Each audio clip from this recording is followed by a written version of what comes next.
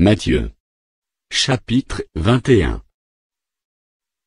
Lorsqu'ils approchèrent de Jérusalem, et qu'ils furent arrivés à Bethphagée, vers la montagne des Oliviers, Jésus envoya 2 disciples, en leur disant, « Allez au village qui est devant vous, vous trouverez aussitôt une ânesse attachée, et un ânon avec elle, détachez-les, et amenez-les-moi. Si quelqu'un vous dit quelque chose, vous répondrez, le Seigneur en a besoin. » Et à l'instant il les laissera aller. Or, ceci arriva afin que s'accomplisse ce qui avait été annoncé par le prophète. Dites à la fille de Sion, voici, ton roi vient à toi, plein de douceur, et monté sur un âne, sur un ânon, le petit d'une ânesse. Les disciples allèrent, et firent ce que Jésus leur avait ordonné. Ils amenèrent l'ânesse et l'ânon, mirent sur eux leurs vêtements, et le firent asseoir dessus. La plupart des gens de la foule étendirent leurs vêtements sur le chemin, d'autres coupèrent des branches d'arbres, et en jonchèrent la route. Ceux qui précédaient et ceux qui suivaient Jésus criaient, « Hosanna au fils de David! Béni soit celui qui vient au nom du Seigneur! Hosanna dans les lieux très hauts! » Lorsqu'il entra dans Jérusalem, toute la ville fut émue, et l'on disait, « Qui est celui-ci » La foule répondait, « C'est Jésus, le prophète, de Nazareth en Galilée. » Jésus entra dans le temple de Dieu. Il chassa tous ceux qui vendaient et qui achetaient dans le temple, il renversa les tables des changeurs, et les sièges des vendeurs de pigeons. Et il leur dit, il est écrit, ma maison sera appelée une maison de prière. Mais vous, vous en faites une caverne de voleurs. Des aveugles et des boiteux s'approchèrent de lui dans le temple. Et il les guérit.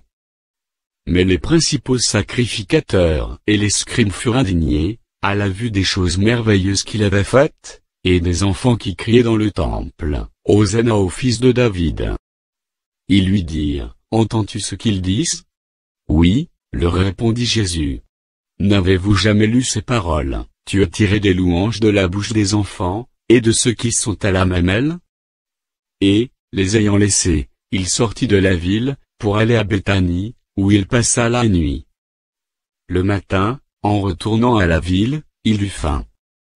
Voyant un figuier sur le chemin, il s'en approcha, mais il n'y trouva que des feuilles, et il lui dit, « Que jamais fruit ne naisse de toi. » Et à l'instant le figuier sécha. Les disciples, qui virent cela, furent étonnés, et dirent, « Comment ce figuier est-il devenu sec en un instant ?» Jésus leur répondit, « Je vous le dis en vérité, si vous aviez de la foi, et que vous ne doutiez point, non seulement vous feriez ce qui a été fait à ce figuier, mais quand vous direz à cette montagne, ôte-toi de là et jette-toi dans la mer, cela se ferait. Tout ce que vous demanderez avec foi par la prière, vous le recevrez. » Jésus se rendit dans le temple, et, pendant qu'il enseignait, les principaux sacrificateurs, et les anciens du peuple vinrent lui dire, « Par quelle autorité fais-tu ces choses, et qui t'a donné cette autorité ?» Jésus leur répondit, « Je vous adresserai aussi une question, et, si vous m'y répondez, je vous dirai par quelle autorité je fais ces choses. Le baptême de Jean, d'où venait-il? Du ciel, ou des hommes? » Mais ils raisonnèrent ainsi entre eux, si nous répondons, du ciel, il nous dira, pourquoi donc n'avez-vous pas cru en lui? Et si nous répondons, des hommes, nous avons à craindre la foule, car tous tiennent Jean pour un prophète. Alors ils répondirent à Jésus, nous ne savons. Et il leur dit à son tour, moi non plus, je ne vous dirai pas par quelle autorité je fais ces choses. Que vous ensemble? Un homme avait 2 fils, et, s'adressant au premier, il dit, mon enfant, va travailler aujourd'hui dans ma vigne. Il répondit, je ne veux pas. Ensuite, il se repentit, et il alla. S'adressant à l'autre, il dit la même chose. Et ce fils répondit, je veux bien, Seigneur. Et il n'alla pas. Lequel des 2 a fait la volonté du Père? Ils répondirent, le premier. Et Jésus leur dit, je vous le dis en vérité, les publicains et les prostituées vous devanceront dans le royaume de Dieu. Car Jean est venu à vous dans la voie de la justice, et vous n'avez pas cru en lui. Mais les publicains et les prostituées ont cru en lui, et vous, qui avez vu cela, vous ne vous êtes pas ensuite repentis pour croire en lui. Écoutez une autre parabole. Il y avait un homme, maître de maison, qui planta une vigne. Il l'entoura du nez, y creusa un pressoir et bâtit une tour, puis il la ferma à des vignerons, et quitta le pays. Lorsque le temps de la récolte fut arrivé, il envoya ses serviteurs vers les vignerons, pour recevoir le produit de sa vigne.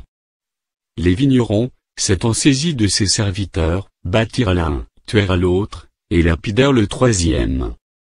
Il envoya encore d'autres serviteurs, en plus grand nombre que les premiers, et les vignerons les traitèrent de la même manière.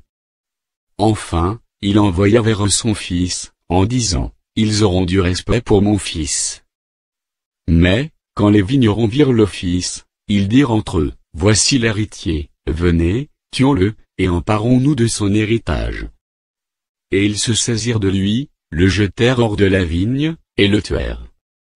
Maintenant, lorsque le maître de la vigne viendra, que fera-t-il à ces vignerons? Ils lui répondirent, il fera périr misérablement ces misérables, et il affermera la vigne à d'autres vignerons, qui lui en donneront le produit au temps de la récolte.